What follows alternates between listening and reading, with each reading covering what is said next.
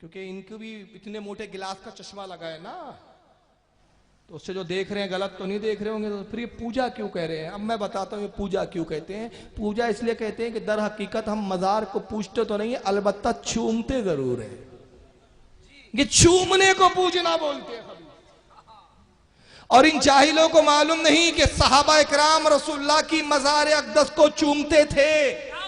अरे मजार तो छोड़िए, अब्दुल्ला इब्ने उमर के बारे में रिवायतों में आया, इब्ने तैमिया ने खुद इसको किताबुल वसीला में लिखा। इनका बाप इब्ने तैमिया 661 हिजरी में जो पैदा हुआ, वो कहता है कि अब्दुल्ला इब्ने उमर की आदत थी कि जब सफर पे निकलते तो सबसे पहले वो रोज़े रसूल पर हाजिर होते, रोज़े रसूल को बोसा देते, कहते अस्सलामु अलैकुम या रसूल अल्लाह। फिर हजरत अबू बकर सिद्दीक की कब्र पर आते, बोसा देते, कहते अस्सलामु अलैकुम या अमीरुल मोमिनीन अबू बकर सिद्दीक। फिर अपने वालिद की कब्र पर कहते अस्सलामु अलैका या अबाता, ऐ मेरे बाबा आप पर सलाम हो। और फिर यही नहीं, मस्जिद नबवी में आते हैं अब्दुल्ला इब्ने उमर साहबी रसूल और हुजूर के मेंबर को चूमते हैं, हाथ फेरते हैं, गालों पे मस करते हैं, जिस्मों पे मलते हैं। पूछा जाता है आप ये क्यों कर रहे हैं? फरमाते जानती नहीं ये वो मुकद्दस मेंबर है जहां नबी का जिस्म लगा है,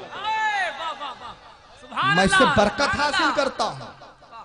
इमाम मालिक मुहद्दिस है अपने जमाने के, सबसे पहली हदीस की किताब इन्होंने लिखी। उससे पहले हदीस की किताबें लिखी नहीं गई थी, लोग याद करते थे, हदीसें लिखते नहीं थे। इमाम मालिक पहले शख्स है जिन्होंने हदीस की किताब लिखने की बुनियाद रखी। किताब का नाम मोता इमाम मालिक। मस्जिद ये क्या करते हैं इमाम मालिक? नंगे पैर चलते हैं मदीने, चप्पल नहीं पहनते थे, ऊंट पर नहीं सवार होते थे। जब तक मदीने में रहेंगे घोड़े पे सवार नहीं होते थे। कभी सफर पे जाना हो तो ऊंट या घोड़े को गुलाम से कहते मदीने की सरहद के बाहर तक लेके चल।